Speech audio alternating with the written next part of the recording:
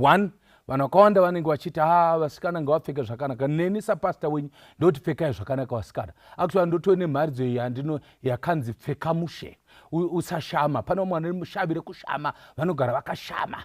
But ngandikutaurire, you cannot justify your abuse noda kwokushama kwomunhu.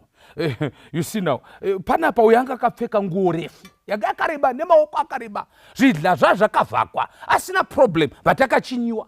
Zvokutaridza kuti kunyange ruoko rakareba sei munhu akashama, kana munhu anoda kuita zveupombwe akashama, uyu akapfeka, upombwe hunoitwa.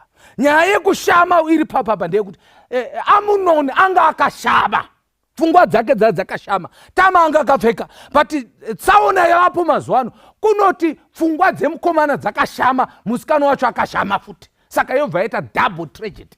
Saka tiri kuti vasikana, wailesi chiti mupfekewo zvakanaka, but vakomana haisi nyaya yepassport yekuti vanhu vakashama. Manje ungatambura zvino zvavangoshamaka. Indaititaure nomudzi wangu musi ungati haasi azvijaira. Kana pane vanhu vajaira varume because haiwa kuti chagodi ndo zvangovapo. Kudhara zvaitozikamwa kuti ichifeve ichi, ukachitarisa kuti ichifeve, you could tell, but nhasi unogona kuti chifeve kumandara nemukadzi womunhu chai nochiti chifeve because havachazivi chokupfeka. Ndoda kuti ndingopana advice rangu nana baba nevakomana vari pano. Varume, isu ngachitoitai sungano nemaziso edu kuti hatitarisi mhandara neziso rekuchiva kana kuda kumuita mudzimai, because tikamirira kuti vapfeke chokwadi tinopera, tinozara mumajere, tinopera. Vanhu havachadi kupfeka.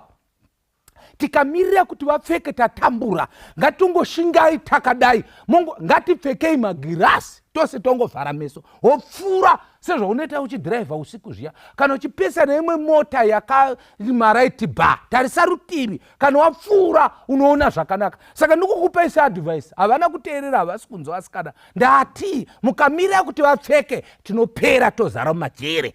Ndiri kungoti vakashama vakadaro, iwewe pfeka, pfungwa dzako ngadzipfeke.